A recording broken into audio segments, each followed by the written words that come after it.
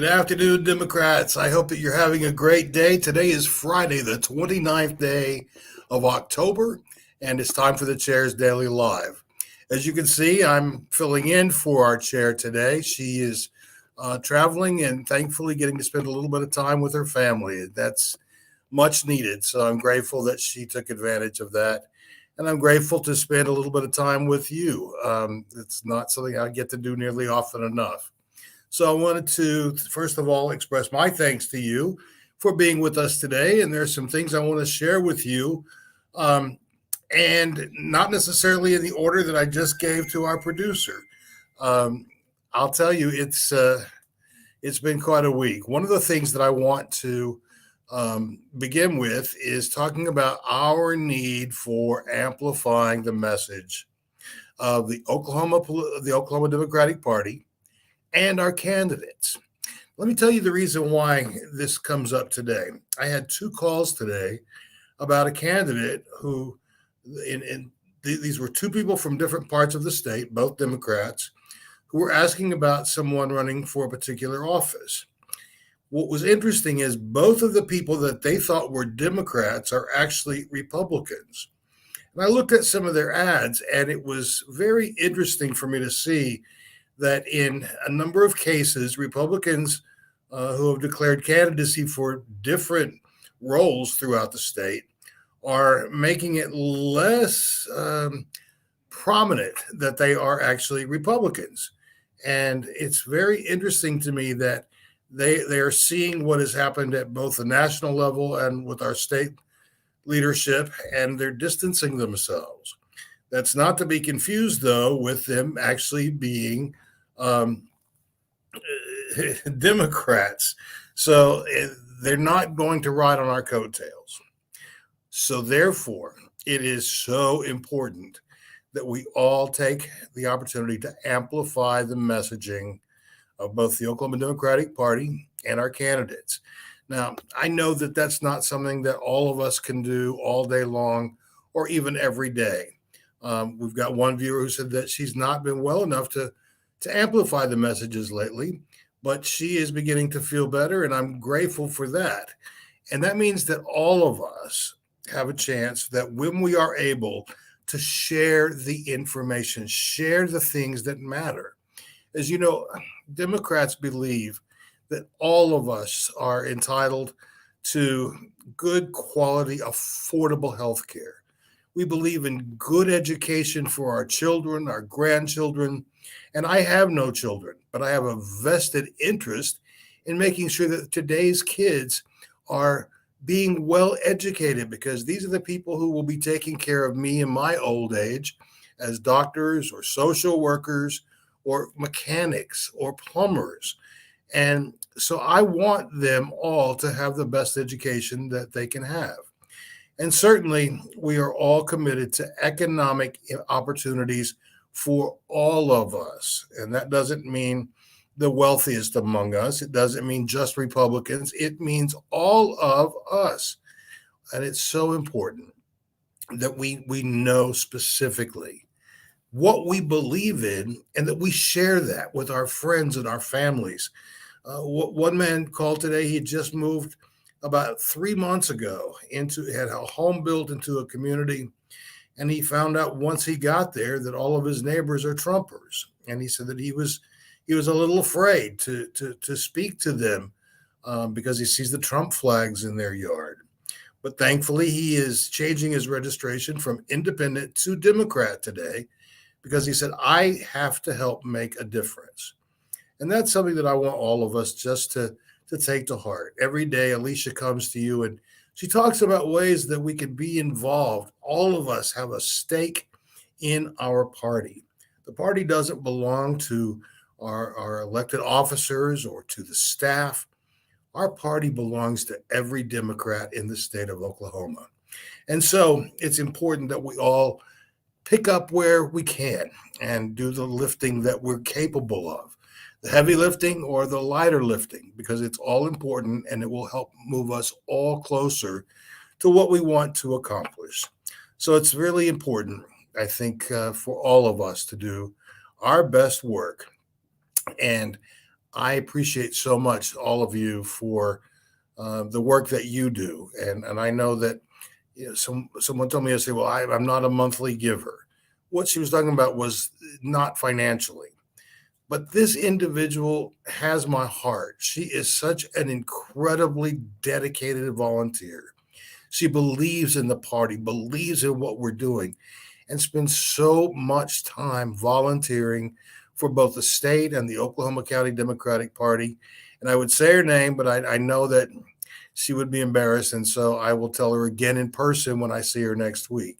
But my point is this: whether it's a cash donation, which we always need, or whether it's amplifying the message or volunteering to work with a candidate or help your party become stronger and better organized, we can all play a part.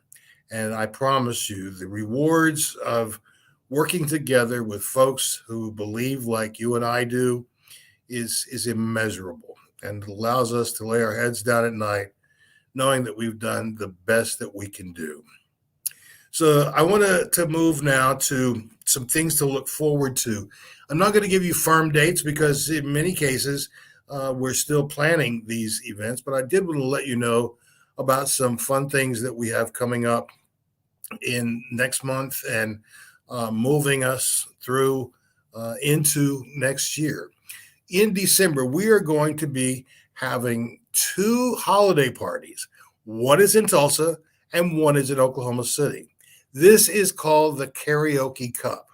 Both events are karaoke contests, and we're encouraging people that want to.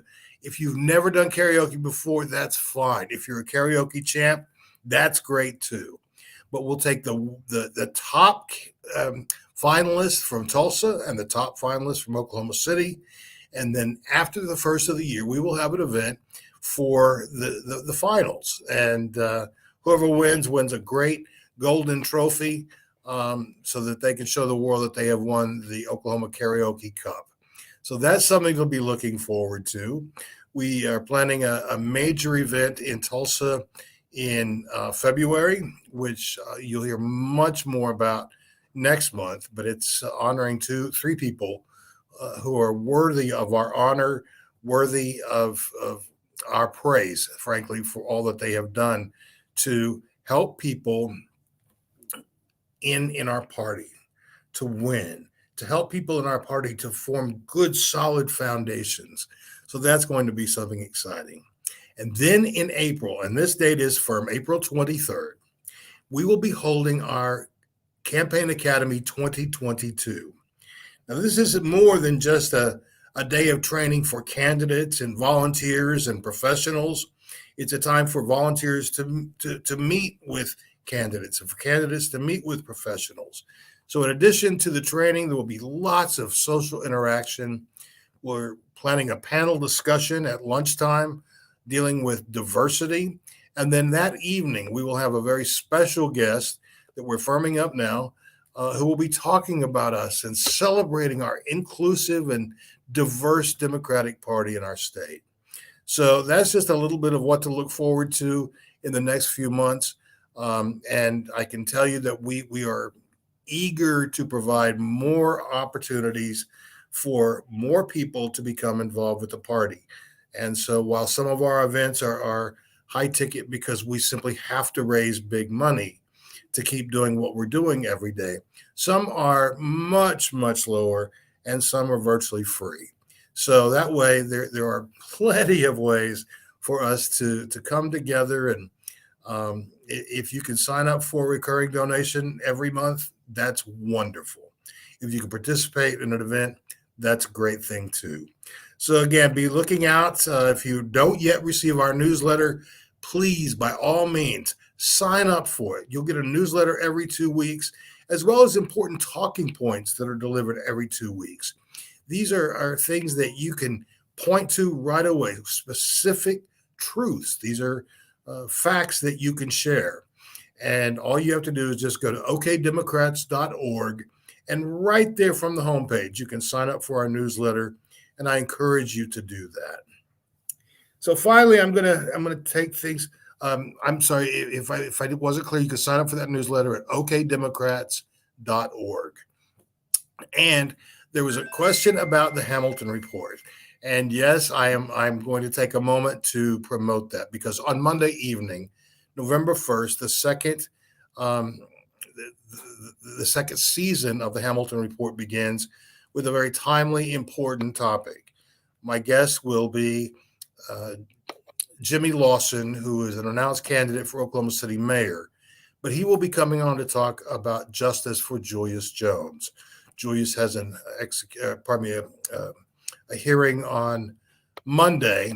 It's an important piece of this process, and so we'll be talking in depth with Jimmy on Monday to find out how Julius is doing, where things are, and what last minute things we can be doing to help affect positive change.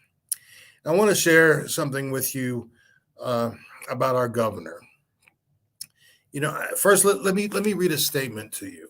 This was published today by our chair, Alicia Andrews, and I think it's a powerful message, and I want to share it with you. She says, "The execution yesterday exposes the cruel irony of Oklahoma being a pro-life state.